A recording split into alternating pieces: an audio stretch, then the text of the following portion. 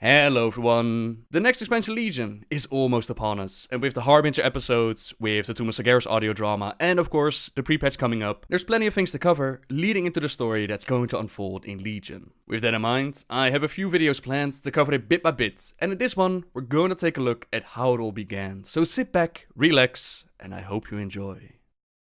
At the end of Mist of Pandaria, Garrosh Hellscream was placed on trial for his crimes against the world. The Black Dragon Rephion, together with the Bronze Dragon Kairos Dormu, they make plans to break Garrosh out of jail and send him back in time to an alternate reality. Rephion has seen a vision of the Legion coming to try and claim Azeroth once more, and he wants Garrosh to form the Horde and have that Horde help us out. Kairos drops the hourglass called Vision of Time on the floor, a portal to alternate Draenor is created, and he, together with Garrosh, they make their escape. This alternate Draenor is very similar to the Draenor that we knew, but it also had a fair few differences. For example, alternate Garrosh was never born, Rulkan, Ner'zhul's mate, she's still alive, and even the path of alternate Gul'dan is similar yet different. This Gul'dan was born a cripple, mockery and dismissal was all his clan ever showed him. No one living has heard of the village of my birth. He was cast out, but the Elder Shaman showed him pity, told him that he always saw a greater destiny for Gul'dan, and that he should seek out the throne of the elements. Gul'dan did just that, but even the elements abandoned him. In their absence, other voices started whispering. The Legion had found the harbinger of their fury, and never again would Gul'dan grovel for his place in this world. He had found his destiny, and with the Legion at his side, he would forge a world that would grovel before him. No one living has heard of the village of my birth. And no one ever will. Except, unfortunately for this Gul'dan, our Garrosh put a stop to those plans. Even though Kairos and Rephion, they envisioned him being obedient and forming a horde to follow their orders, he wasn't willing to be controlled like that. After murdering Kairos Dormu, he did set off to form the Horde, the Iron Horde as they called it, not to help out Azeroth fight against the coming Legion, but instead to help him get his revenge and conquer the planet. Garrosh informed Grommash about Gul'dan's true plans, about his allegiance to the Legion, and what it would mean for the orcs if they accepted this so-called gift. Drink, Hellscream. Claim your destiny. You will all be conquerors. And what, Gul'dan, must we give in return? Everything.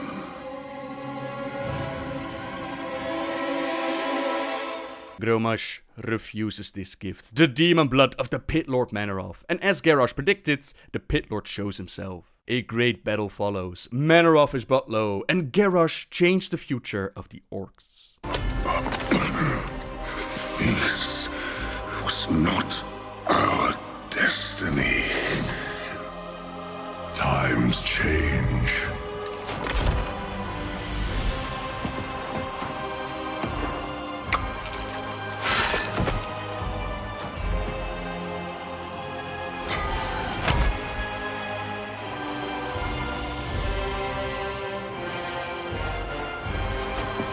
We will never be slaves!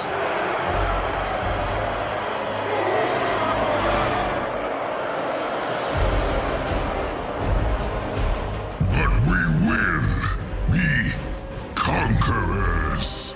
Grommash leads the Iron Horde, with Garrosh and the other warlords at his side. Now Gul'dan and the Shadow Council, they're placed in chains as their powers are used to fuel the Dark Portal, connecting it to our Azeroth and turning it red. The Iron Horde has come to claim our world, but Azeroth has been forged in the fires of war, and it does not surrender easily. In fact, they push the Iron Horde back, they step through the portal itself, and they take the battle to alternate Draenor. We quickly disable the portal to keep Azeroth safe, but by doing so, we also release a very powerful and very dangerous orc. Do not delay, mortal. I can feel the life essence of your armies fading. There will be time for regret later. We will meet again. There's no time to worry about it now, since the might of the Iron Horde is gathered, and they're pissed at us, so we make our escape as we run through Tanaan jungle, and Gul'dan is a problem for another time. Mainly throughout the legendary questline, as we focused our efforts against the Iron Horde, Khadgar kept us focused on the threat of Gul'dan. As we bring sweet justice to Garrosh and step by step dismantle the Iron Horde, Gul'dan sees the opportunity and he offers the demon blood again. Gromash is wise enough to still refuse, but many of the orcs they did accept it this time, allowing Gul'dan to take control and push forward with his initial plans. He summons powerful agents of the Legion, even Archimond himself shows up to fight, but none of them are able to defeat us, yet Gul'dan and the Legion, they're not so easily stopped. Gul'dan!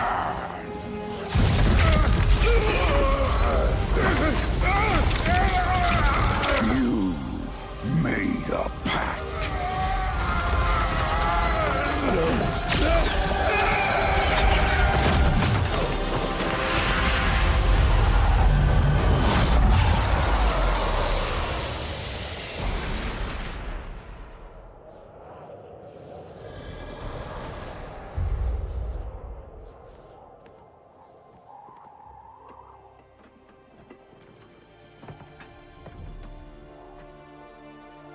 It's done. Gul'dan failed. Draenor is free!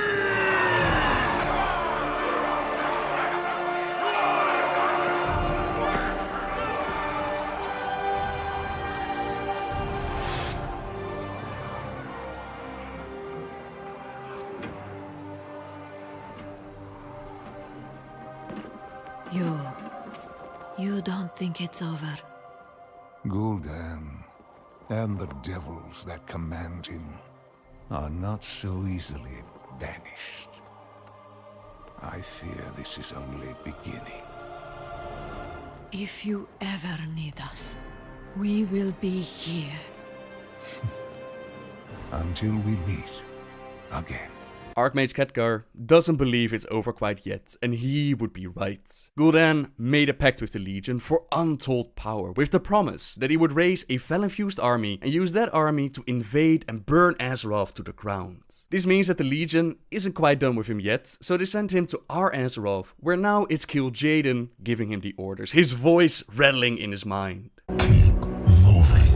He is told to make his way to the Broken Isles, towards the tomb of Sargeras. So Gul'dan, he steals a merchant vessel and he sets sail, all the while being pursued by Khadgar. The Archmage is powerful, and he's been able to study Gul'dan for a very long time, but the Warlock is no easy prey. He stacked the corpses of the adults who were on the ship, and he used the children as a living shield. This prevented Khadgar from striking out at him, and one single spark of felfire, it set the ship ablaze. Gul'dan was able to slip away and hide in the shadows, but Khadgar is not the only threat on the Broken Isles. He spots Wardamayev's Shadowsong and her Watchers as Khadgar meets up with them, and he tries to recruit their help in tracking down Gul'dan. Maiev is pretty pissed at Khadgar. She had sent one of her Watchers, Cordana Felsong, to assist him upon Draenor. Her initial reports about the Archmage were not positive, and after just a few months at his side, she turned traitor and allied herself with Gul'dan and the Legion. Why is that, Khadgar? What is it about you that drove her straight to the Burning Legion? Those that played during Warlords of Draenor, they might remember Cordana being at Khadgar's side. Together, they tried to stop Gul'dan, and during these efforts, Khadgar eventually used the Orb of Dominion to break the spells placed on Garona's mind and free her from Gul'dan's control. But Cordana, she doesn't trust the dark powers that the Archmage is playing with, and she tells him to hand over the orb and she'll destroy the hideous thing. Instead, this opened her up to Gul'dan's corruption, and next time that we see her, she's working for him and warning us that Azeroth will burn. Very well. Walk away. Nothing will stop Gul'dan, for the Legion stands behind him. Mark my words, your leaders will betray you. Azeroth will burn. Some of you also asked, what about Maiev? What happened to her character and story? During the novel Wolfheart, Malfurion and Tyrande, they're working on bringing back the Highborn and magic into their society. Maiev had spent thousands of years guarding Illidan, preventing someone like Illidan to mess around with magic and possibly summon the Legion again, so you might imagine that she wasn't too pleased with this idea. She went as far as to execute some of the Highborn. She planned to kill Malfurion, and in the end, it was her brother, Jared Shadowsong, who confronted her and saved the day. He wasn't able to strike down his sister in that moment. She made her escape, and it seemed like Maiev was placed on the path of becoming an enemy. But it also seems like they had a change of heart, and they wanted to bring Maiev back into the story as a proper warden. It makes sense if you consider her connection to Illidan making a return. You can't tell that story without Maiev, but it's also a bit of a shame that they just tossed that character development out of the window. Either way, it is what it is. Khadgar is now trying to convince Maiev to help him with stopping Gul'dan, since she knows about the Tomb of Sargeras. She's been there before, but she doesn't agree with him. If Gul'dan is truly there on the Broken Isles, then there's no power left for him to collect within the tomb. Part of it was taken by Ner'zhul, and the rest was taken by Illidan, now stored away in his body. So if anything, it would be Illidan's prison, the Vault of the Wardens, where Gul'dan would go. Khadgar tries to make her see reason. The Legion would not send Gul'dan on a fool's errand. They had tried to make a gateway for the Legion there before, and they would try to do it again. Warden Shadowsong is unmoved. She makes up her mind, and they go to the vault. So be it. As he transforms into a raven again, and he flies after Gul'dan. In the meantime, as much as Gul'dan wanted to strike from the shadows, take the opportunity to get rid of Maiev and Khadgar, Kil'jaeden ordered him to step away and focus on reaching the tomb. Being forced to obey like a little dog hurt Gul'dan's pride more than he could imagine. It wasn't his fault that the Legion's plans had failed on Draenor. He had even managed to summon Archimonde, and yet it was the Legion that was unable to hold their ground. Dark thoughts of betrayal entered his mind, but for now he had to obey. So he turned away from the Archmage and the Warden, he found a little boat, he empowered it with fell magic, and he sent himself across towards the Isle of Tal'Darenov and the Tomb of Sargeras. That's how the audio drama describes it at least, but if you already know that the tomb in-game is in a different location and Tal'Darenov, it's been scrapped for supposedly something better. I think this change comes down to Blizzard changing their minds in between and simply not updating the story for the audio drama, but it could also be a different reason. I don't know. Now this is also a good moment to talk a little bit about the history of the tomb, since it is very important for the rest of the story. The Tomb of Sargeras was not always named the Tomb of Sargeras. Once it was part of the ancient Night Elven city of Suramar, and during the War of the Ancients, the Legion tried to open another gateway within Suramar itself. Their plans were foiled by a group of Highborn, not willing to work with the Queen Azshara or the Legion, and they were led by Grand Magistrix Elisande. These powerful sorcerers created a series of enchanted seals to close the demon's portal and also negate nearby fell energies. When the Sundering eventually did happen, when the War of the Ancients was over and the land of Kalimdor split apart, the part of Suramar containing the Legion's failed gateway, it was sucked beneath the waves. This happened around 10,000 years ago. Now around 823 years before the Dark Portal opened up, there was a Guardian of the World called Aegwynn. The Guardian is meant to protect the world, mainly from threats like the Legion, and she sensed a powerful darkness within the icy lands of Northrend. There, a pack of demons summoned the avatar of Sargeras into the world, not the real complete Sargeras, but his avatar, holding a tiny portion of his vast cosmic powers. Aegwynn did not hesitate to fight back. She unleashed her formidable guardian powers upon the avatar, and despite all odds, she was able to defeat it. What the Guardian didn't realize was that the spirit of Sargeras, it made use of her weakened state and it infiltrated her body, lurking within the depths of her soul. Now to seal away the avatar, to make sure that it could harm no one else, Aegwynn chose to use these ancient Highborn ruins. Knowing that the Highborn seals would nullify whatever evil still lingered in Sargeras' avatar, she buried the Demon's Lord's broken body within the sunken portion of Suramar, and she protected it with magical wards able to resist the demons. Aegwynn hoped Sargeras' remains would lie undisturbed there until the end of time. If only the world would have been so lucky. The spirit of Sargeras inside of her, it started to twist her mind, and when she gave birth to her son Medivh, a darkness unknown to all was already inside the child. The Demon Lord had possessed the infant while he formed in her womb, and the fallen Titan had found the perfect instrument with which to begin the Legion's next invasion of Azeroth. Aegwynn handed over the Guardian powers to her son. Medivh became the new Guardian, yet the darkness within him, it took control and it led to the first Horde invasion of Azeroth. The time has come! Gul'dan, order your warlocks to double their efforts! Moments from now, the gateway will open, and your horde will be released upon this ripe, unsuspecting world. It was Medivh, under the influence of Sargeras, that made contact with our Gul'dan, showed him the world of Azeroth, and he opened the door for the orcs to come in. Now Khadgar became the apprentice of Medivh, and he eventually figured out what was going on, that Sargeras was inside his mentor, and that Medivh was the one who had led the orcs into their world. He confronted Medivh, together with Anduin Lothar and Garona Half-Orcan. He stabbed the corrupted Guardian, and Sargeras started to manifest. Lothar chopped off the head before he could fully materialize, and that took care of the threat coming from Medivh. But the Horde, it was already on the planet, and the war between the Alliance and Horde would play out. Stormwind would fall, the survivors traveled to Lordaeron, the Alliance was formed, and they started to fight back. In the meantime, our Gul'dan was dealing with some problems of his own, since Orgrim Doomhammer, he did not agree with the path that the Warlock had placed him on, and he took control of the Horde. Gul'dan was all about finding more power. He did not care about his honor or his people, so in a critical moment during the war, he left them all behind in search for more power. He had found out about the tomb of Sargeras, a place containing that delicious power for him to claim, so he used his magic to raise the tomb out of the water below, and he ventured inside. Strange. These are orcish runes. They were written by Gul'dan when he first opened this tomb 20 years ago. What do they say? Apparently, he logged his journey through the tomb's depths. These runes seem to depict that history. Quickly, you fools! Fan out and search for the primary passageway. We must reach the Chamber of the Eye before the tomb's guardians awaken. Spineless cowards! I said move! Now, Sargeras, I will claim whatever's left of your power and bring this wretched world to its knees. There's no telling what Gul'dan and his lackeys awoke in this foul place. We must be cautious. There, more of Gul'dan's glyphs. Interesting. They continue the Warlock's tale. Blasted, feeble-minded weaklings. They're all likely dead by now. Still, I must press on. My power alone should be enough to... That laughter. Is that you, Sargeras? You seek to mock me?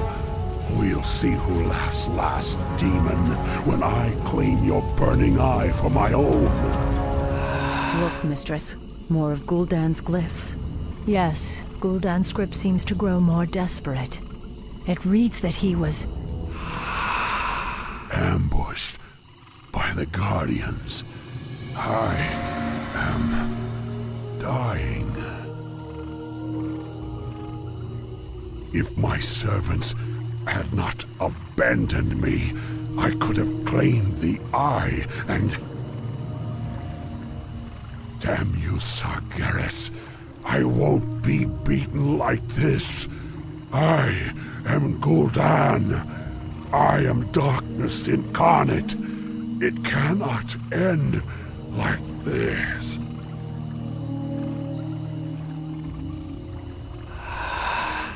This is as far as he got. The runes simply trail off. I cannot imagine what horrors Gul'dan faced in his final moments. The Legion does not like being betrayed like that. He was meant to exterminate all resistance on Azeroth for the Legion, and instead he focused on his own lust for power. Demons from the tomb itself tore him limb from limb, and the plans of the Legion had failed. Gul'dan's betrayal led to the Horde's defeat. Azeroth's resistance held strong, and the stored power within the tomb, the gateway that they tried to make all the way back during the War of the Ancients, it slumbered, waiting. And now alternate Gul'dan has been sent on the path by Kil'jaeden to do what he was meant to do. What will you have me do? You will open the way for us. This is what the other Gul'dan was meant to do. What happened? You failed your purpose. That was not me, he growled. We will see. How did he fail? Disloyalty. Will this Gul'dan succeed where the other has not? That's a tale we'll save for next week, where we'll continue on the journey towards the story of Legion and talk about all the little things that happened before the expansion actually takes off. For now, thank you very much for watching, everyone. Subscribe if you like my videos, leave a like if you enjoyed this one, and until next time, guys, see ya!